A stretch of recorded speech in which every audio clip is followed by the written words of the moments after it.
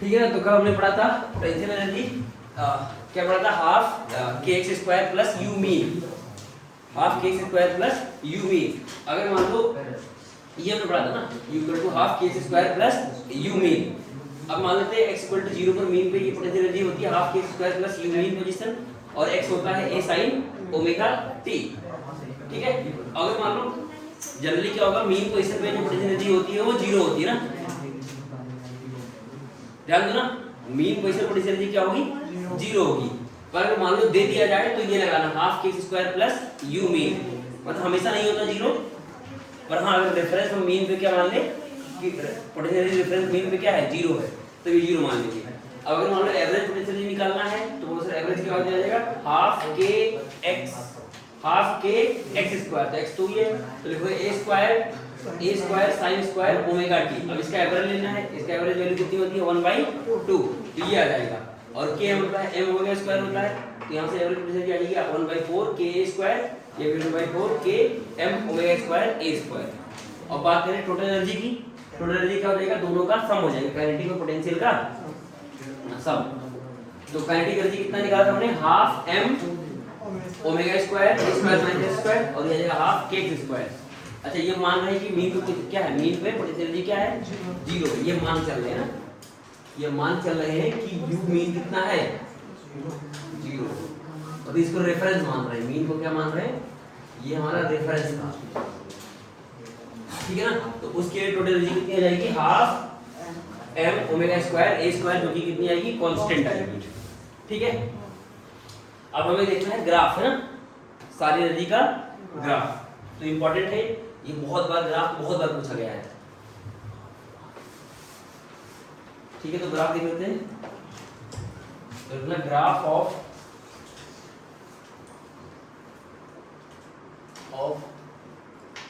Kinetic energy, potential energy and total energy. ठीक है। तो पहला है पोजीशन के साथ, किसके साथ, किसके साथ, तो ये एनर्जी पहला बना रहे हैं, energy versus position, energy versus position x, ठीक है ना, एनर्जी वर्सेस पोजीशन। तो कैसा बनेगा बताओ जल्दी से। तो यहाँ लेते हैं एनर्जी और यहाँ लेते हैं पोजीशन x, ठीक है ना। तो बोलो सर काइनेटिक एनर्जी का फार्मूला आपने पढ़ाया था,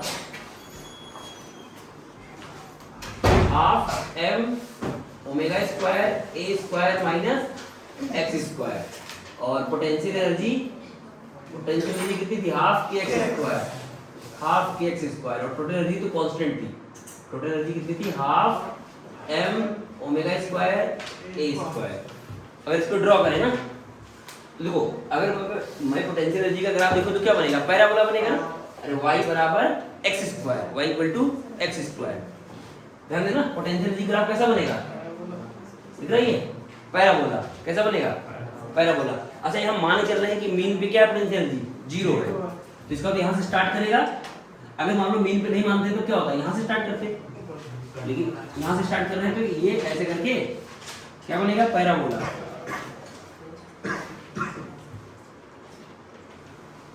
ठीक है, क्या बनेगा, पैराबोला है, ठीक है। और हमें पता है कि जहां पर पोटेंशियल एनर्जी 0 होती है वहां पर काइनेटिक एनर्जी क्या होती है, मैक्सिमम होती है। अब सोचो अगर मान लो मैं x इक्वल टू 0 की बात करूं, x इक्वल टू 0 की, तो काइनेटिक एनर्जी कितनी आएगी, half m omega square a square, और x इक्वल टू 0 पे क्या आएगा, ये 0 आएगा। यानी कि इसका ग्राफ उल्टा बनेगा, तो ये भी पैराबोला बनेगा बट तो यहाँ पर माइनस है, तो ओपनिंग डाउनवर्ड बनेगा। यानी कैसा बनेगा, तो ये बोलोगे सर अपन कहाँ पहुंच गए, ये +1 पहुंच गए और ये -1 पहुंच गए एम्पलीट्यूड पे, तो काइनेटिक एनर्जी कैसे बनेगा, कुछ ऐसा।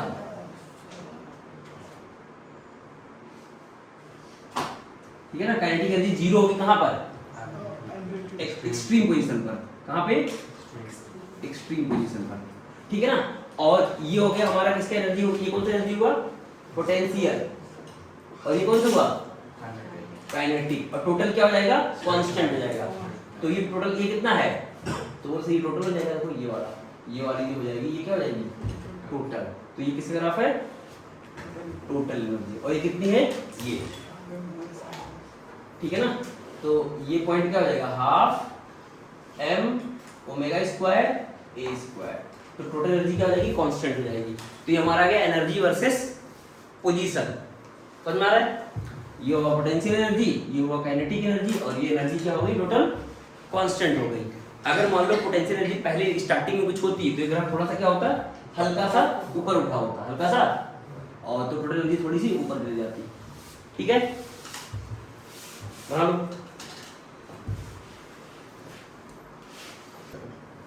ठीक है ना। तो यहाँ पर जहाँ पर ये कट कर रहे हैं इसका मतलब यहाँ पर पोटेंशियल एनर्जी काइनेटिक एनर्जी बराबर हो जाएगी। तो ये मतलब इधर आएगा a/√2, इधर आएगा -a/√2। ठीक है। और टोटल एनर्जी जो हमें पता है कांस्टेंट है। तो टोटल एनर्जी का जो ग्राफ बनेगा वो हॉरिजॉन्टल लाइन बनेगी। ठीक है ना। तो नेक्स्ट जो बी पार्ट है वो है क्या बोलो energy versus time. Energy versus time. ठीक है ना। तो हम क्या करेंगे तीनों ग्राफ एक साथ बनाएंगे, तीनों ग्राफ की अलग अलग बनाए बोलो। तीनों ग्राफ अलग अलग बनाए कि एक साथ बनाए हाँ तो पहले अलग अलग बनाते हैं ना। तो पहले बात करते हैं टोटल एनर्जी, नहीं टोटल एनर्जी नहीं, काइनेटिक एनर्जी वर्सेस टाइम का। Kinetic energy versus time. फिर किसकी बात करेंगे पोटेंशियल एनर्जी वर्सेस टाइम का। और फिर बात करेंगे फिर एक साथ ही बना देंगे इनको एक ही ग्राफ में। बनाओ अब से इजी वाला मैं बना दूं। तो उसमें टाइम के साथ ये टोटल एनर्जी कांस्टेंट रहेगी ना। टाइम कुछ भी होगा टोटल एनर्जी क्या रहेगी कांस्टेंट रहेगी। कितनी रहेगी हाफ एम ओमेगा स्क्वायर ए स्क्वायर। तो ये तो कांस्टेंट रहेगी ना। बाकी बना के लिखो। तो सर काइनेटिक एनर्जी का फंक्शन टाइम के साथ लिखेंगे ना। तो काइनेटिक एनर्जी का फंक्शन क्या आएगा तो सर काइनेटिक एनर्जी का फंक्शन आएगा हाफ एम बी स्क्वायर होता है ना, हाफ एम बी, और बी क्या आता है A omega cos omega T. तो हो जाएगा हाफ एम बी स्क्वायर यानी A square omega square cos square omega T, यानी कॉस स्क्वायर का ग्राफ बनेगा। तो सर कॉस का ग्राफ ऐसे बनता था यहाँ से, तो कैसा बनेगा ऐसे, और भी नीचे वाला भी ऊपर आ जाएगा। बोलो पक्का ना। ठीक है क्या हुआ। अरे कॉस का ग्राफ ऐसे बनता था ना, ऐसे करके ऐसे करके कॉस ग्राफ बनता था। तो कॉस स्क्वायर का ये वाला लूप किधर आ जाएगा ऊपर आ जाएगा ऐसे, है ना। ठीक है। अब बताना टाइम क्या क्या होगा यहाँ पर। यहाँ कितना होगा t/4 और यहाँ पर t/2 और यहाँ पर 3t/4 और यहाँ पर t, है ना। ये आ गया काइनेटिक एनर्जी का। अब बताना पोटेंशियल एनर्जी का।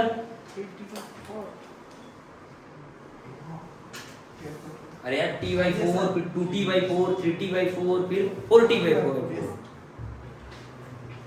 इसका बनाना पोटेंशियल एनर्जी का। तो पोटेंशियल एनर्जी का इक्वेशन क्या था हाफ के स्क्वायर था ना,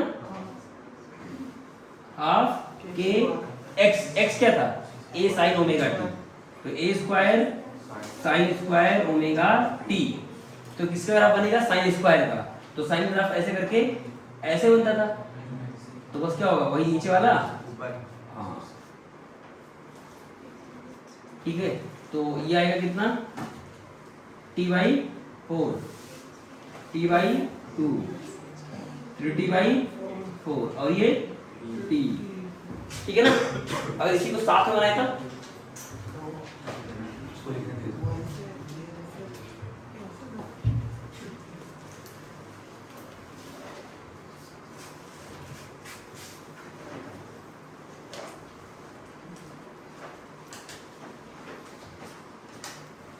तीनों को साथ में बना सकते हैं ना, साथ में एक साथ एक ही एक्सिस पर।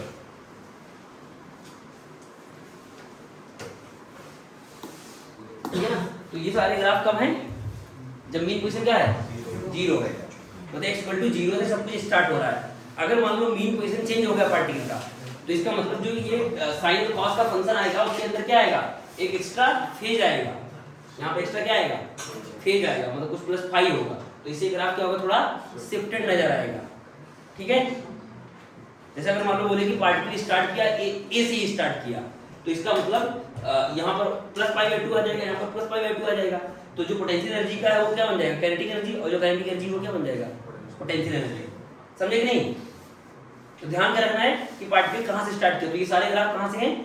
जब मान चल रहे हैं कि पार्टिकल स्टार्ट किया कहाँ पर? x इक्वल टू 0 पर। ठीक है, x इक्वल टू 0 पर, वही इसका मेन पोजीशन है। लेकिन अगर मान लो पार्टिकल स्टार्ट हो कहाँ से? a बाई a पे स्टार्ट हो, a पे। तो अगर a पे स्टार्ट होगा तो यहाँ पर पाई बाई 2 एक्स्ट्रा आएगा, तो यहाँ पाई बाई 2 एक्स्ट्रा बढ़ाएगा, तो यहाँ पर क्या बन जाएगा? ये साइन बन जाएगा और वो कॉस बन जाएगा। तो ये आपस में इंटरचेंज हो जाएंगे। समझे कि नहीं? और बाकी टोटल एनर्जी तो कांस्टेंट रहेगी। ठीक है, तो यहाँ पर नोट डाल के लिखवा ही देता हूँ ना सारा। लिखो, नोट लिख लो। ये बना लिया होगा ना? तो एक दो नोट ले लो इसके बारे में कि सब कब कब है ना।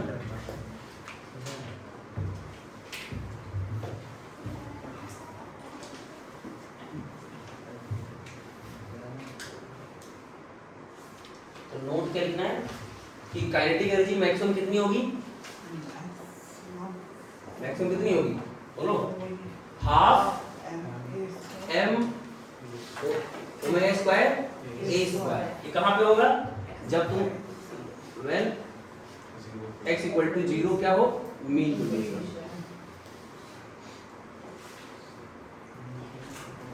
ठीक है, और पोटेंशियल एनर्जी मैक्सिमम कहाँ आएगी? पोटेंशियल एनर्जी मैक्सिमम कहाँ आएगी? कितनी आएगी? इतनी आएगी ना, सेम। कितनी आएगी? Half m omega square a square. कब आएगा? व्हेन x इक्वल टू क्या हो? a, यानी कि एक्सट्रीम हो।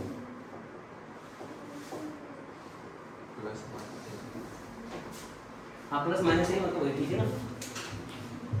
और ये तभी ट्रू है, ये फार्मूला देखना,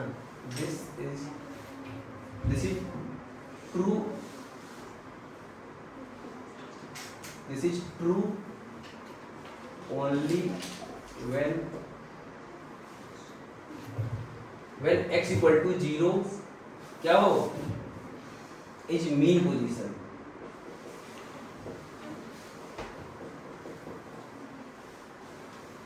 mean position and reference of potential energy is at mean position। ठीक है ना? ये तभी ट्रू है जब हम पोटेंशियल एनर्जी क्या मान रहे हैं? मीन पे 0 मान रहे हैं ना। क्या मान रहे हैं? 0 मान रहे हैं।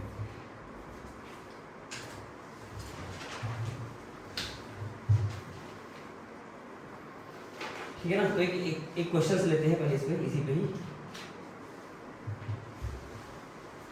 अच्छा, ये ग्राफ साथ बना सकते हैं एक साथ तीनों एक एक्सिस पर। यही रहेगा, यहाँ से पहले ना मॉड्यूल अलग मॉड्यूल बना देना, तीनों एक साथ हो जाएगा। तो मॉड्यूल में तीनों दे रखा होगा।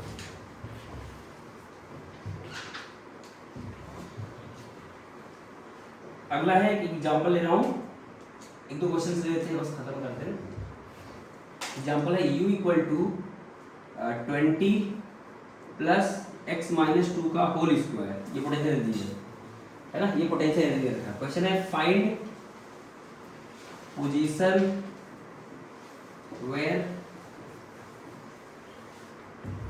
where speed is maximum।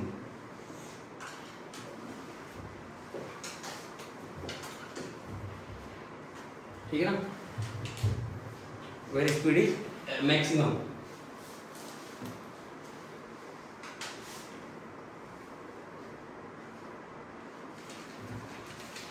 ये हो गया पहला क्वेश्चन। दूसरा है if total energy is 40 joule, then find maximum kinetic and potential energy।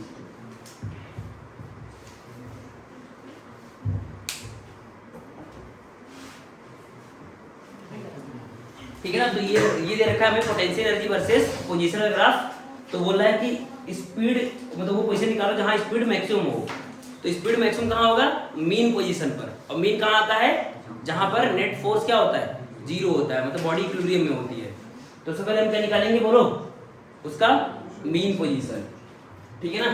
तो लिखो, लिखना है इसके सॉल्यूशन में क्या लिखोगे? लिखो स्पीड इज मैक्सिमम कहां होगा? Maximum at mean position. तो मीन पोजीशन क्या करेंगे? निकालेंगे। तो फॉर मीन पोजीशन क्या होता है? नेट फोर्स जीरो होता है। And for mean position, for mean position force क्या होगा? जीरो होगा। तो पहले हमें क्या करना पड़ेगा? फोर्स निकालना पड़ेगा। क्या निकालना पड़ेगा? तो फोर्स कैसे निकालोगे? तो हमने पढ़ा है एफ और पोटेंशियल, फोर्स और पोटेंशियल एनर्जी। तो माइनस का du बाई dx कर लेंगे, माइनस का du बाई। तो फोर्स निकालो तो माइनस, इसको डिफरेंशिएट करो तो ये जो 20 का डिफरेंशिएशन क्या हो जाएगा? जीरो। इसका कितना आ जाएगा? 2x माइनस 2 ये आ जाएगा और बाकी ये 4 ही रहेगा। तो यहाँ से इसको जीरो करोगे फोर्स को, तो x की वैल्यू कितनी आ जाएगी? इसको जीरो कर दो तो x की वैल्यू सॉल्व करोगे तो 2 मीटर आ जाएगा ना। कितना आ जाएगा? 2 मीटर। यानी x इक्वल टू जब कितनी थी? 2 होगी, तब क्या होगा? पोटेंशियल क्या आएगा? मतलब तुम्हारा स्पीड मैक्सिमम आएगा। स्पीड क्या आएगा? मैक्सिमम आएगा। तो इसका मतलब यहीं पर क्या आएगा? स्पीड मैक्सिमम होगा। ये पहला हो गया, ये हो गया फर्स्ट पार्ट, है ना।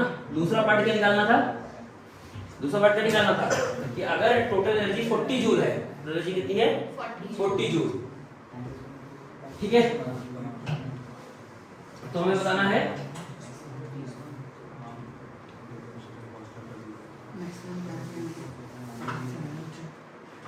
है कि मैक्सिमम काइनेटिक एनर्जी और मैक्सिमम पोटेंशियल एनर्जी कितनी होगी।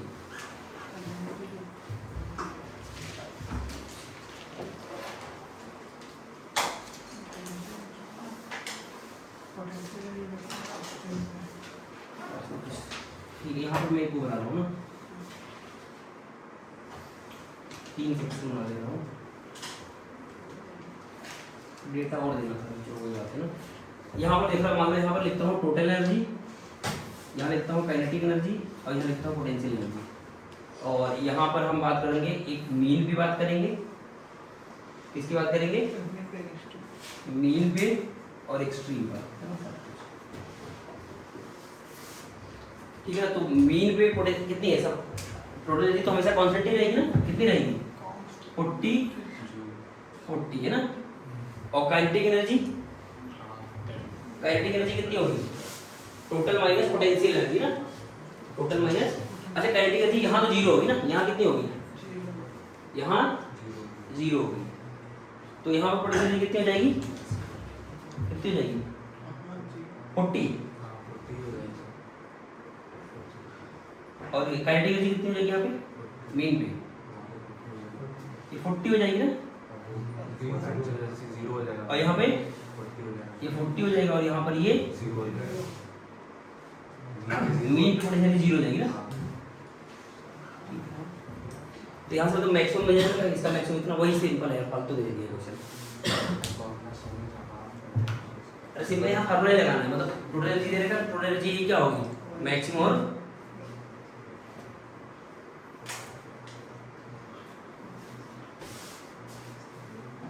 हाँ, अगर मान लो जैसे दिया होता कि मीन पे पोटेंशियल इतनी है ना, जैसे क्वेश्चन दे देता क्या कि अगर टोटल एनर्जी इतनी है और बोलते कि मीन पे पोटेंशियल एनर्जी 20 है, तब क्या करते? मीन पे पोटेंशियल एनर्जी क्या है? 20 है।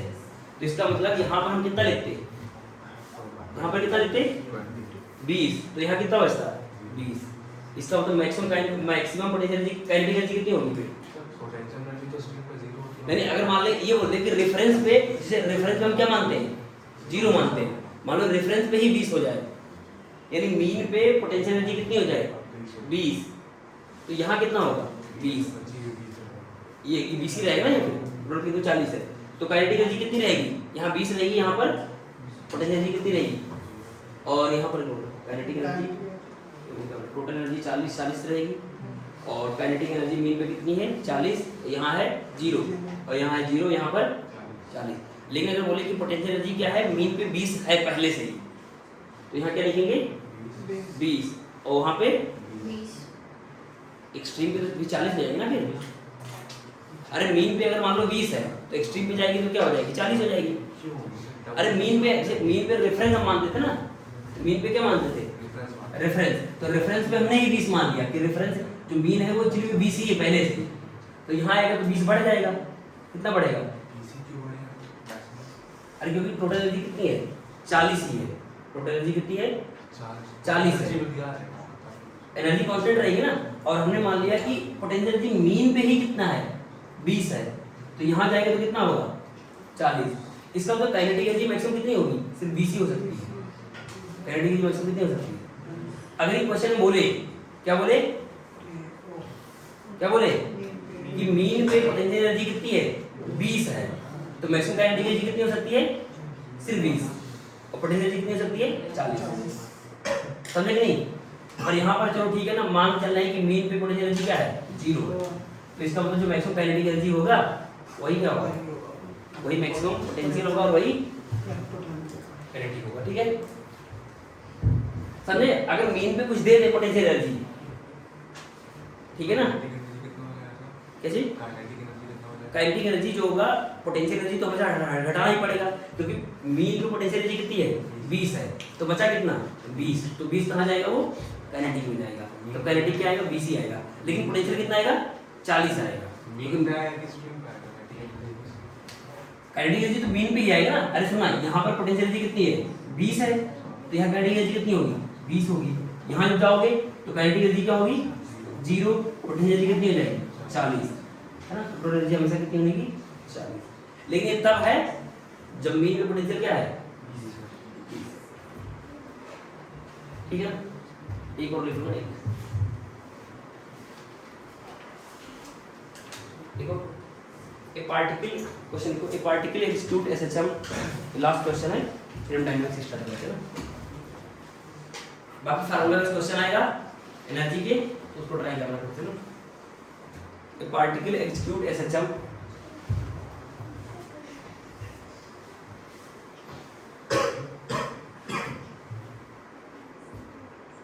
ठीक है, लिखा ए पार्टिकल एक्सिक्यूट एसएचएम, इसमें लिखो फर्स्ट पार्ट है ना,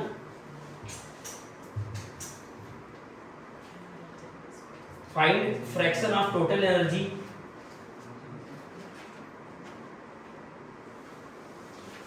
find fraction of total energy is kinetic, find fraction of total energy is kinetic,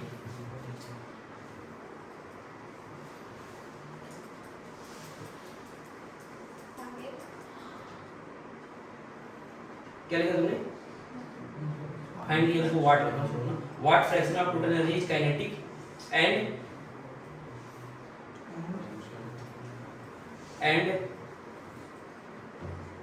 and what fraction is potential when displacement is half of amplitude, when displacement is half of amplitude।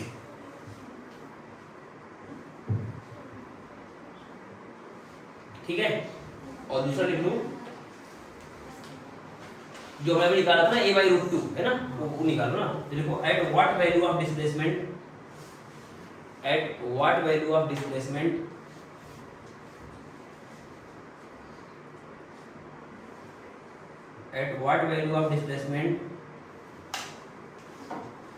at what value of displacement are the kinetic and potential energy equal?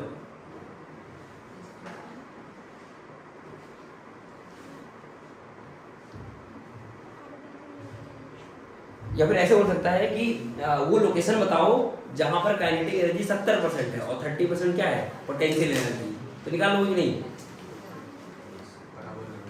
जैसे बोले kinetic energy कितनी है 70%, यानी total का 70 और potential कितनी है 30, तो लोकेशन निकाल लो। निकाल पाओगे नहीं? चलो पहला करो ना, पहला पहले में क्या बोल रहा है, पहले में क्या बोल रहा है, कितना फ्रैक्शन हो, मतलब बोला है कि जब x की वैल्यू कितनी हो a/2, x की वैल्यू कितनी हो a/2, तो पोटेंशियल एनर्जी और काइनेटिक एनर्जी का मतलब कितना फ्रैक्शन है ना, कितना फ्रैक्शन है टोटल बताओ। हमें पता है कि टोटल एनर्जी कांस्टेंट होती है ना, टोटल एनर्जी कितनी होती है, कांस्टेंट होती है, टोटल एनर्जी क्या होती है, कांस्टेंट। तो ई टोटल कितना आएगा बोलो, half m omega square a square, ठीक है ना। तो बोला कि जब हम पार्टिकल कहां पहुंच जाए a/2 पर, देखो एक जैसे इतना x बराबर ये क्या है a है और ये कितना है a/2, तो यहां पर जो पोटेंशियल एनर्जी होगी, ठीक है ना, यहां पर जो पोटेंशियल एनर्जी होगी और काइनेटिक एनर्जी होगी, है ना, उसका फ्रैक्शन क्या है, फ्रैक्शन है, बोलो कैसे निकालोगे, बताओ निकाल के।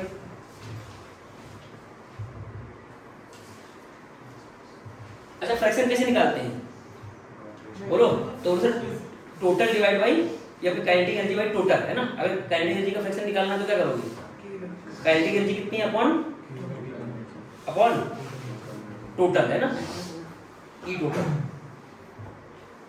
तो ये ई टोटल इतना है ना, तो यहाँ पर पहले क्या निकालो, काइनेटिक एनर्जी निकालो, क्या निकालो, काइनेटिक एनर्जी का फार्मूला क्या था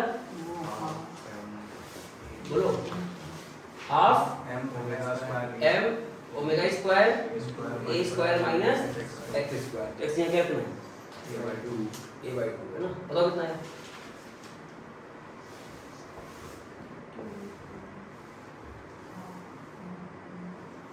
ये हो जाएगा a स्क्वायर बाई 4, है ना। तो सॉल्व करो तो कितना आएगा 3/4 हो जाएगा ना, यानी 3/4 क्या क्या, अरे वो आएगा ना टोटल का 1/2 m ओमेगा स्क्वायर,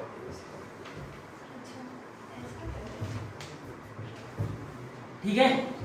तो इसका मतलब फ्रैक्शन अगर देखें ना, फ्रैक्शन, तो फ्रैक्शन क्या हो जाएगा, कितना फ्रैक्शन है, तो फ्रैक्शन क्या हो जाएगा, तो सर काइनेटिक एनर्जी बाई बोलो ई टोटल, तो सर यही तो ई टोटल है, यही क्या है ई टोटल, यही है, तो इसलिए आंसर क्या आ जाएगा 3/4 आ जाएगा।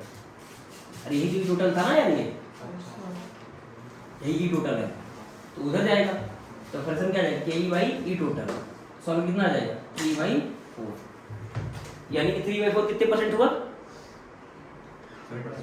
ये फ्रैक्शन आया। अगर मुझे परसेंटेज बता दो ना, परसेंटेज 3/4 × 100 कर देंगे ना, तो कितना आ जाएगा 75%, है ना, यानी 75% क्या है काइनेटिक है।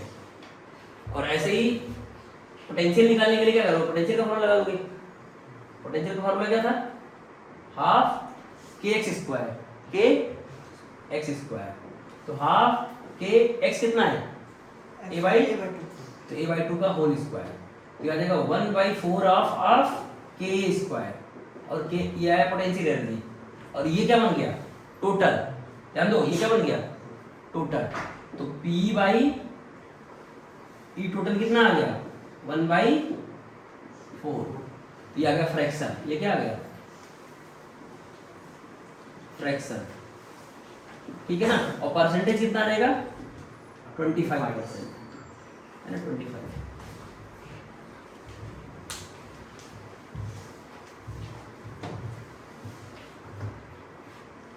इसका मतलब काइनेटिक एनर्जी क्या है, पोटेंशियल एनर्जी का 3 गुना है ना, काइनेटिक एनर्जी क्या है पोटेंशियल एनर्जी का 3 टाइम्स है। तो जैसे ऐसे क्वेश्चन आ सकता है ना कि वो लोकेशन बताओ जब काइनेटिक एनर्जी क्या हो पोटेंशियल एनर्जी का 3 गुना हो, तो कितना आएगा आंसर a/2, जब बोले का 10 गुना है तब निकालना पड़ेगा ना, कैसे निकालोगे, बस सीधा दोनों के क्वेश्चन लगा देना और x निकाल लेना, फिर अगला कर दो खुद से।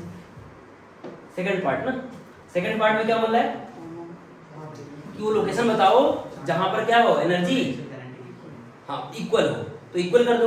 अब जैसे ही बोलता है कि नहीं 3 टाइम्स है तो क्या लगाते हैं ऐसे लिखते हैं ना कि काइनेटिक एनर्जी जो है वो 3 टाइम्स ऑफ पोटेंशियल एनर्जी है, लेकिन इस क्वेश्चन में क्या बोल रहा है इक्वल है, समझ रहा है। अगर बोलता नहीं कि मतलब 10 टाइम्स है, 10 कर देते। तो अभी क्वेश्चन में क्या बोल रहा है, इक्वल, तो इक्वल कर दो। तो काइनेटिक एनर्जी कितनी होती है, हाफ m ओमेगा स्क्वायर, और ये कितना होता है, half m omega square x square, है ना। तो निकाल लोगे ना, सिंपल है। तो ये देखो, ये आएगा half m omega square a square, और ये मतलब x वाला इधर जाएगा तो इधर जाएगा, तो ये बन जाएगा, कितना बन जाएगा, m omega square x square बन जाएगा ना। क्या हुआ, अब काट दो ना। तो x की वैल्यू कितनी आ गई, x स्क्वायर बराबर क्या आया, a स्क्वायर बाई 2। x कितना आ गया, plus minus a by root 2, है ना। तो मतलब चाहे इधर का ही बाई रूट 2, उधर का ही बाई रूट 2, तो इक्वल आएगा। तो अगर क्वेश्चन बोले कि 10 टाइम्स है, तो यहाँ क्या करना, काइनेटिक एनर्जी 10 टाइम्स का पोटेंशियल है, यहाँ क्या कर देना, 10 कर देना, फिर सॉल्व करना।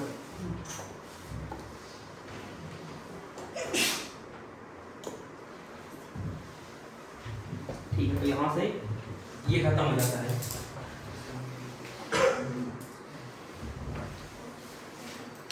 अब हेडिंग डालना है क्या, अभी डालो, डायनेमिक्स ऑफ एसएचएफ, है ना।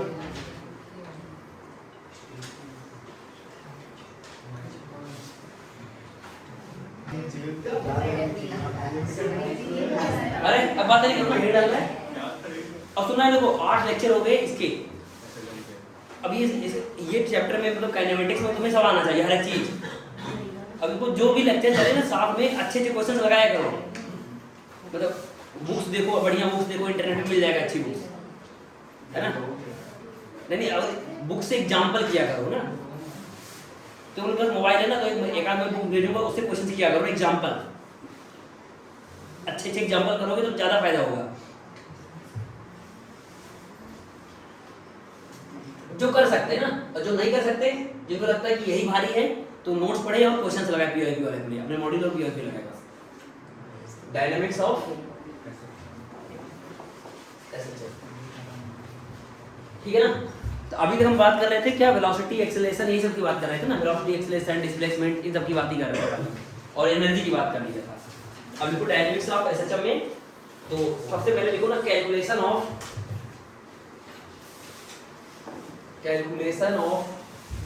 अब देखो जितने भी क्वेश्चंस होंगे ना, सब में क्या निकालना होगा, टाइम पीरियड। मतलब अलग अलग सिचुएशन रहेंगे, हर एक चीज में क्या निकालना है, एसएचएफ का टाइम पीरियड और उसकी एंगुलर फ्रीक्वेंसी या फिर फ्रीक्वेंसी निकालने को बोलेगा। तो आज से जितने भी लेक्चर होंगे, लगभग जो भी 6-7 लेक्चर और लगेंगे इसके, उसमें हम सब सिर्फ क्या निकालेंगे, time period, frequency, omega, amplitude, यही सब निकालेंगे बस। तो कैलकुलेशन ऑफ टाइम पीरियड, ठीक है, in different situation, different situation.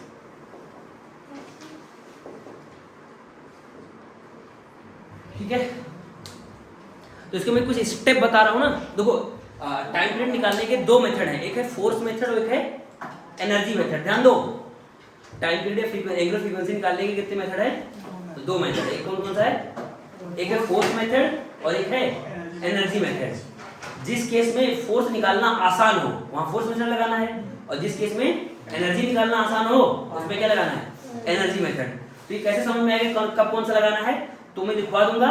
और बाकी थोड़ा सा ये कॉमन सेंस समझ में आएगा कि ना, जहां पर तुम्हें लगे यार फोर्स का इक्वेशन मैं नहीं लगा पा रहा हूँ, बहुत गंदा जा रहा है, वहां क्या सोचना है, एनर्जी। तो मैं क्वेश्चन की जब एग्जांपल आएगा तो मैं सिखाऊंगा ना। तो अभी हम स्टार्टिंग में क्या पढ़ रहे हैं, फोर्स मेथड, मतलब एकदम बेसिक फोर्स मेथड। फिर बाद में पढ़ेंगे क्या, एनर्जी मेथड, और फिर 2-4 कुछ क्वेश्चन करेंगे जहां पर मतलब कॉम्प्लेक्स सिचुएशन, तो वहां पर हम देखेंगे कौन सा लगाना बेहतर होगा, ठीक है ना। और बाकी सब कैसे आएगी, प्रैक्टिस से, है ना। तो सबसे पहले हेडिंग डालना है क्या, मेथड 1 जो है वो फोर्स मेथड है ना, फोर्स मेथड है ना, पहला है फोर्स मेथड, है ना। तो इसके लिए मैं कुछ स्टेप लिखा रहा हूँ, सुना ध्यान से ना। फोर्स मेथड कैसे यूज करते हैं उसका स्टेप में लिखवा रहा हूँ। तो सबसे पहले स्टेप नंबर 1 लिखो ना, स्टेप नंबर 1। तो मैं इसको बोल बोल के लिखा रहा हूँ, लिखना चाहूँ ना।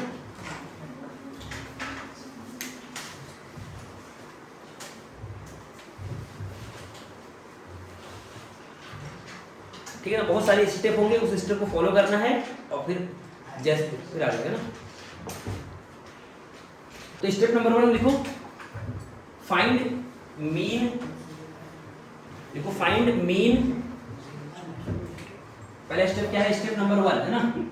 फाइंड मीन,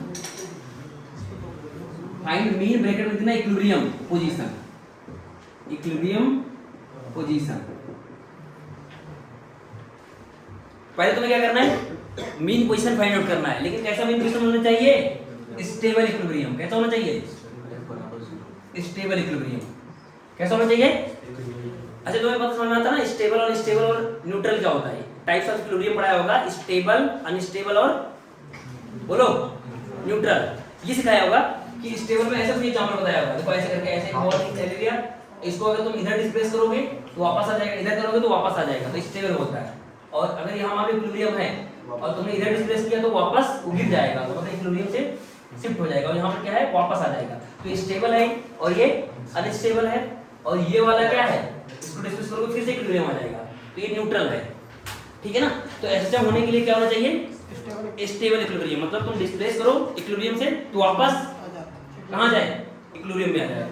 तो सबसे पहले स्टेप क्या है, बोलो क्या निकालना है तुम्हें, इक्विलिब्रियम पोजीशन निकालनी है, कहाँ पर इक्विलिब्रियम है, मतलब वो इक्विलिब्रियम कैसा होना चाहिए, स्टेबल। अब स्टेप नंबर 2 लिखो, स्टेप 2 है, अच्छा इक्विलिब्रियम कैसे निकालो वो लिख लो ना, तो लिख देना कि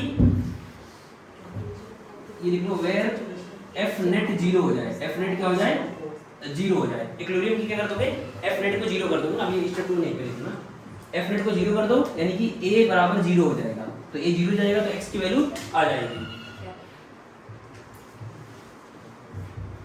ठीक है ना, मतलब एफ नेट क्या कर दोगे 0 और a बराबर क्या आ जाएगा फिर 0।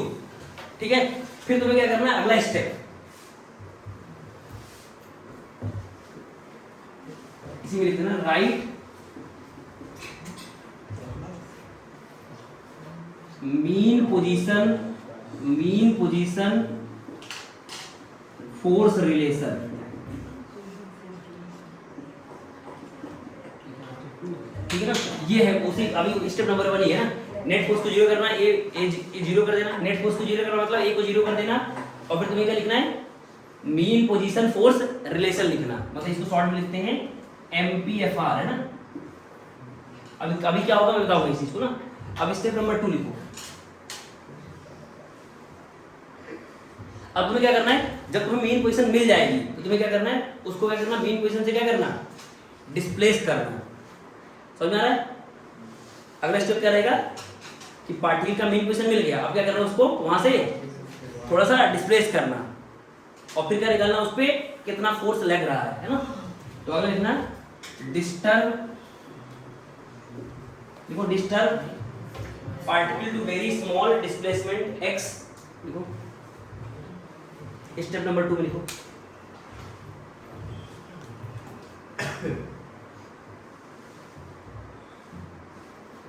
Disturb particle to very small displacement x,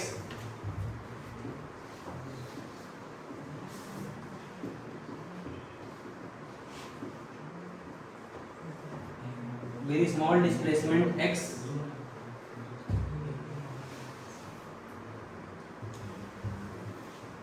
ठीक है ना, from mean position, from mean position and look for restoring force. ठीक है ना, तो तुम्हें क्या करना है, उसको मेन पोजीशन से क्या करना है, डिस्प्लेस करना है, और तुम्हें देखना है किसके लिए, कि रिस्टोरिंग फोर्स कितना लग रहा है। ठीक है ना। फिर स्टेप नंबर 3, स्टेप नंबर 3 जो तुम्हारा एफ नेट आएगा उसको इस फॉर्म में एक्सप्रेस करना, -kx के फॉर्म में। ठीक है ना, ऐसे लिखना एक्सप्रेस जो भी नेट फोर्स क्या होगा माइनस के एक्स के फॉर्म में, है ना, ठीक है। या फिर जो तुम्हारा रिस्टोरिंग फोर्स होगा ना ऐसे, और एफ रिस्टोरिंग इक्वल टू के एक्स, वहां पर माइनस नहीं लगेगा। रिस्टोरिंग मतलब क्या हो गया कि माइनस ऑलरेडी है ना, अगर दिया रिस्टोरिंग तो माइनस ऑलरेडी है, मतलब एफ नेट माइनस के एक्स के फॉर्म में लिखो, ध्यान दो, एफ नेट क्या लिखो माइनस के एक्स के फॉर्म में, या रिस्टोरिंग फोर्स के एक्स के फॉर्म में। अब क्या करो अगला स्टेप, अब तुम्हें क्या करना है, के की जगह किसको रिप्लेस करना है, एम ओमेगा स्क्वायर को। स्टेप नंबर 3, स्टेप नंबर 4 क्या करना है बोलो, replace K equal to M omega square, K equal to M omega square. तो यहां से ओमेगा की वैल्यू कितनी आ जाएगी, ओमेगा कितना आ जाएगा, रूट के बाई एम, ठीक है ना, के बाई एम। तो टाइम पीरियड कितना हो जाएगा, बोलो, टाइम पीरियड कितना हो जाएगा, यानी कि जो x का कोएफिशिएंट होगा वो क्या कहलाएगा, तो टाइम पीरियड कितना हो जाएगा, तो इसलिए टाइम पीरियड क्या हो जाएगा, टाइम पीरियड कितना हो जाएगा 2 pi by omega, 2 pi by omega हो जाएगा, ठीक है, समझ गए। या फिर अगर स्टेप 4 को एक और ऐसे लिख सकते हो, मतलब थोड़ा कि सर जो तुमने फोर्स निकाला वहां से क्या निकालो, एक्सेशन निकालो, क्या निकालो, मतलब स्टेप 4 को अगर ये ना लिखना चाहो तो ऐसे लिख सकते हो और करके कि सर हम एफ नेट निकालेंगे, एफ नेट की जगह क्या लिखेंगे, बोलो, एफ नेट की जगह लिखेंगे एम ए, क्या लिखेंगे, एम इनटू ए बराबर माइनस के एक्स, तो ये बराबर क्या आ जाएगा, माइनस के बाई एम एक्स। अब इसको स्टैंडर्ड इक्वेशन से कंपेयर कर लो, कंपेयर बोलो, कंपेयर विथ बोलो स्टैंडर्ड इक्वेशन, क्या होती है standard equation, equal to minus omega square x. तो यहां से ओमेगा की वैल्यू कितनी आ गई, रूट के बाई एम, तो यहां से टाइम पीरियड क्या हो जाएगा, time period 2 pi by omega, समझे कि नहीं। मतलब तुम्हें नेट फोर्स कितना है उसको लिख देना एम ए, फिर ए निकालना, फिर ए निकालना x के साथ, तो जो x का कोएफिशिएंट होगा वो क्या कहलाएगा, ओमेगा स्क्वायर, फिर टाइम पीरियड हो जाएगा 2 पाई बाई ओमेगा, है ना, और फ्रीक्वेंसी हो जाएगा 1 बाई टाइम पीरियड। तो ये स्टेप फॉलो करना है ना, टाइम पीरियड क्या हो जाएगा 2 पाई बाई ओमेगा, और फ्रीक्वेंसी हो जाएगा 1 बाई टाइम पीरियड, है ना। अब एक एग्जांपल लेते हैं ना, टाइम है कि नहीं, 5 मिनट।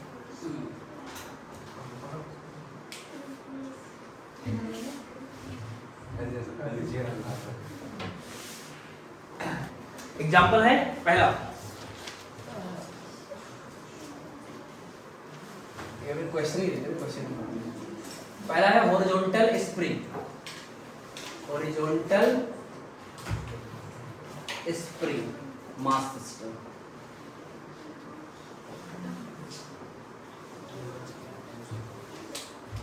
ध्यान से लो ना,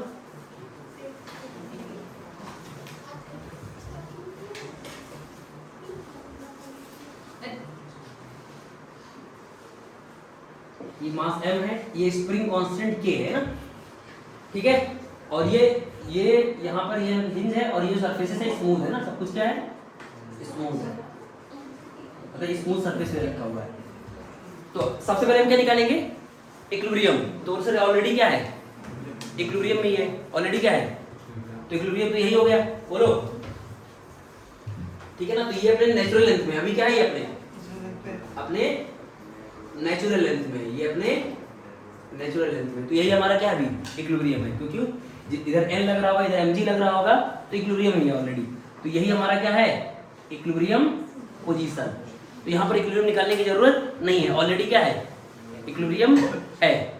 जैसे अगर तुम इसको लटका देते ना, सुना, जैसे इसको लटका देते स्प्रिंग को, तो बोलते अब इक्विलिब्रियम नहीं है, अब स्प्रिंग बढ़ जाता, कौन बढ़ाता है mg, तो इक्विलिब्रियम क्या होता, mg नीचे लगता, kx ऊपर लगता, तो स्प्रिंग खींची रहती mg बाई k, है ना। अगर इसी चीज को अगर मैं ऐसे लटका देता, करते हैं ना वही चीज, ऐसे लटका देता, तो ये m, तो mg नीचे, तो स्प्रिंग फोर्स ऊपर यानी कि kx ऊपर, तो x कितना आता mg बाई k, यानी स्प्रिंग एक्चुअली में खींचा रहता, पहले से क्या होता तो ये होता इक्विलिब्रियम पोजीशन।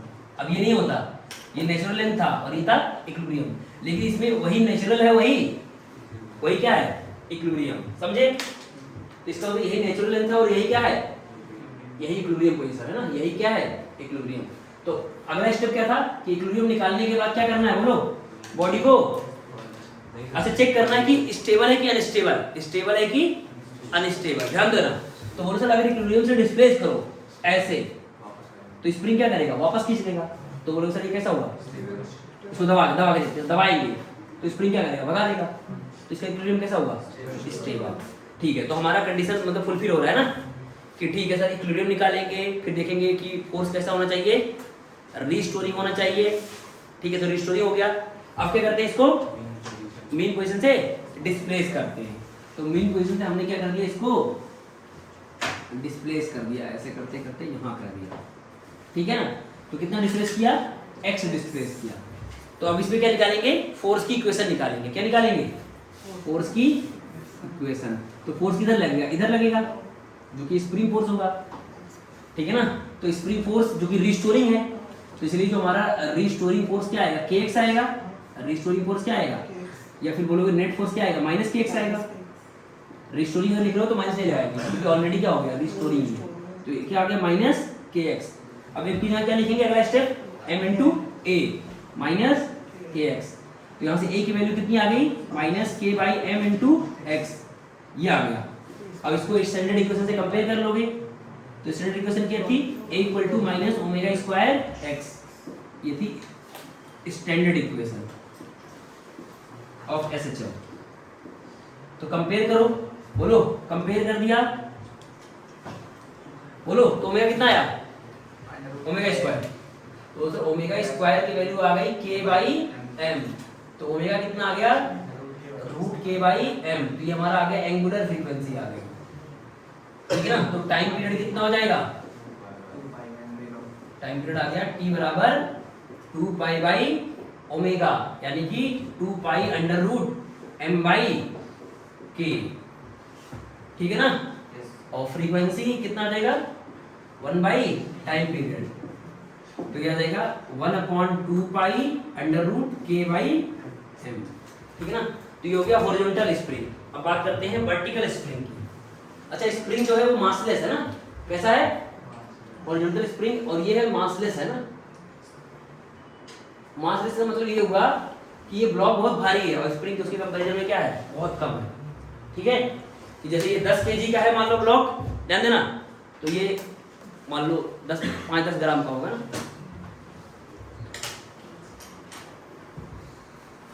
ठीक है ना, अब बात करते हैं सेकंड, है ना, vertical spring mass system. Vertical spring mass system. तो अगर इसमें टाइम पीरियड कितना आएगा,